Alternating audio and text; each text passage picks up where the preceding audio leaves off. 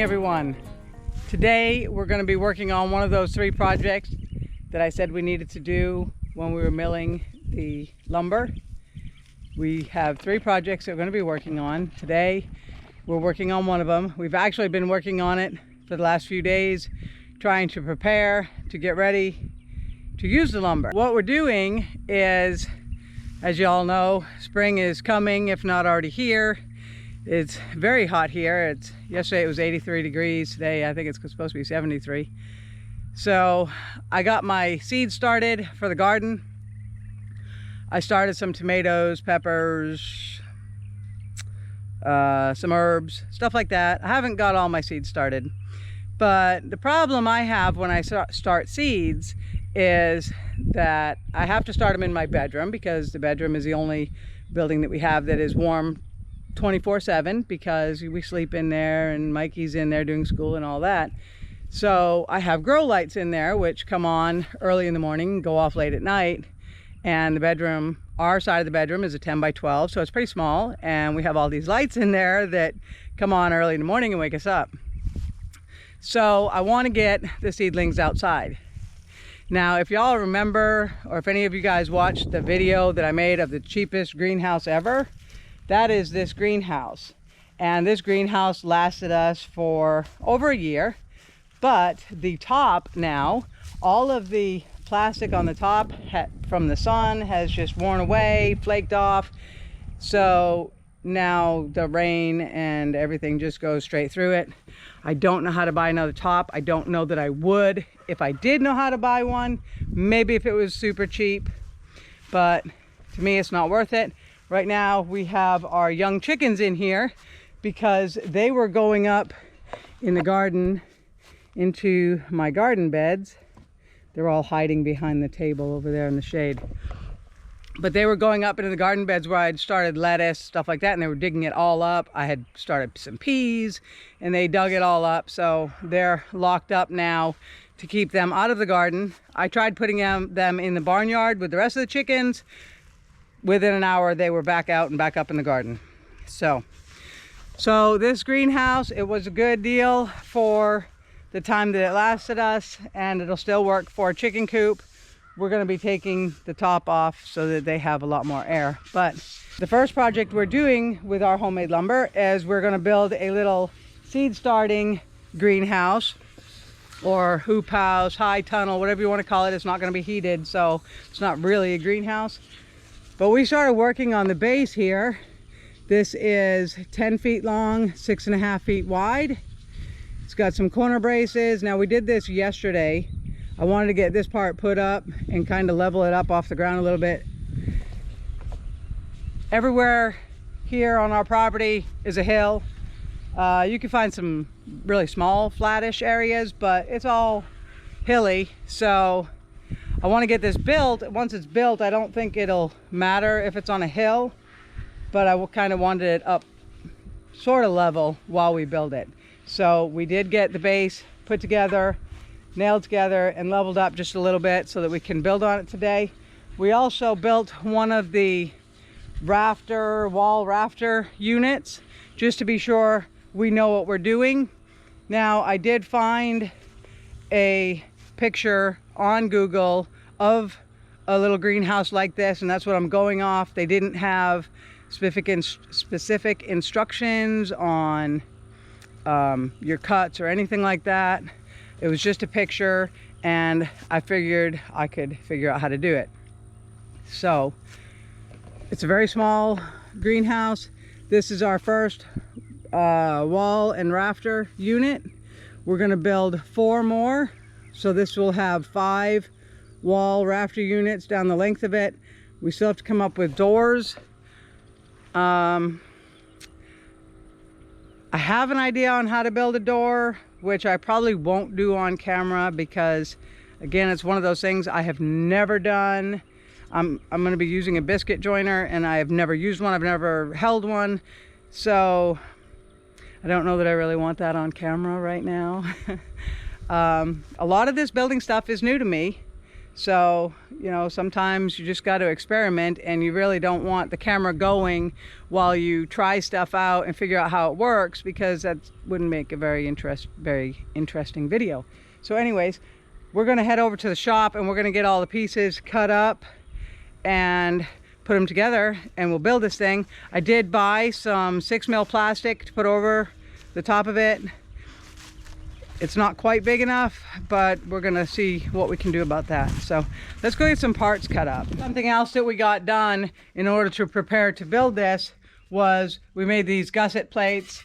We have these cut out for the peak of the roof, and then we have these ones cut out for the wall to rafter joint. These, I just cut them all out of a bunch of scrap plywood that I had laying around the shop. So the first thing we're going to do is we're going to take these 3x3s. That is one thing, we're building this out of 3x3s. Or I'm sorry, not 3x3s. They're 3x1.5 inches.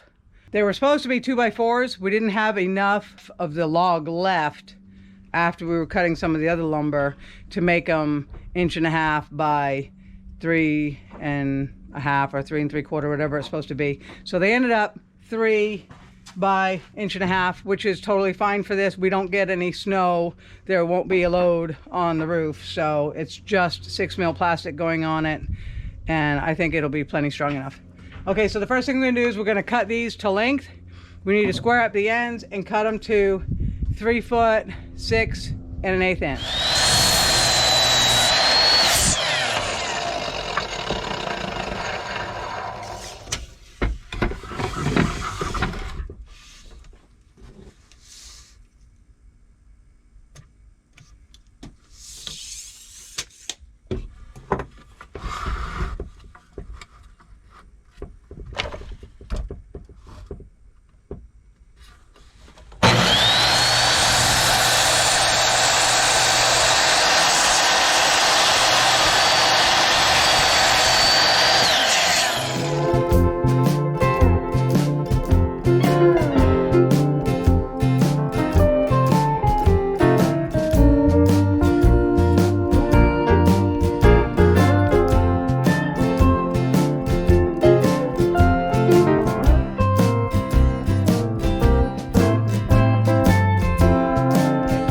Got these all cut to length.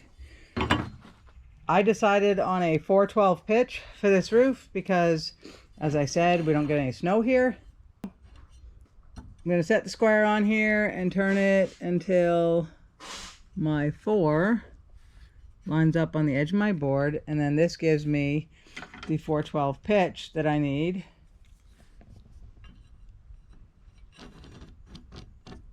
Okay, just like that.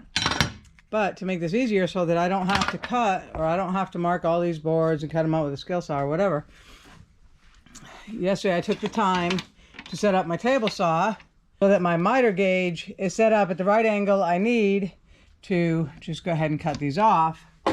So I also have a stop block here, so I can just bring the board in like this, slide it up to my stop block, and then run it through just like this.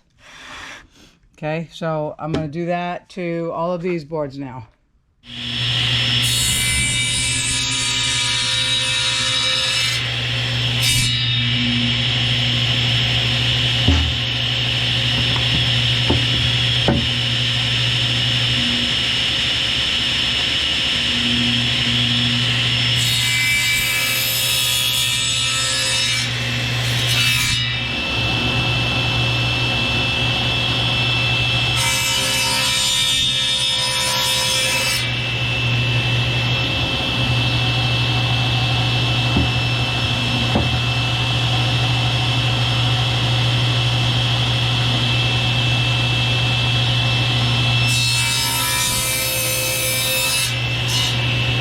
We got all the 412 angles cut, so now I need to make a seat cut on here so that it will, this is the rafter piece, and we need to sit down on the wall piece, so I need to make a seat cut. So the best way I found to do it, I don't know if it's the right way, but I set my square up against the end and just slide it up the end until my 3-inch mark comes up to the edge of the board. Because the wall boards are 3 inches wide, I want a 3-inch cut so it will sit on top of that. So I'm going to mark all these just on one end, and then we're going to go back over to Eddie's saw, and he's going to chop those off, and then we'll go ahead and start putting this all together. So give me just a minute to get all these marked and cut, and then we will see you out there at the greenhouse area. The next challenge, like I said, is that we have absolutely nowhere flat here, and obviously we didn't pour the floor in my shop yet, so coming up with a flat place to work is impossible here. We brought a little piece of plywood that I had laying around in my shop, and we'll use that to nail all these parts together. But it is challenging when you don't have anything around at all that is flat. So we're gonna do the best we can, and I'm sure it'll come out just fine.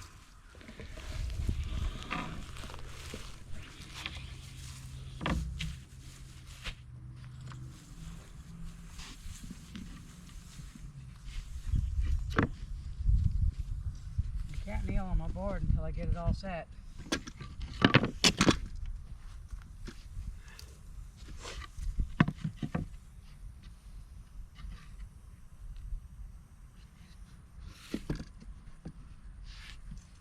Say when. When? Brought the hammer over.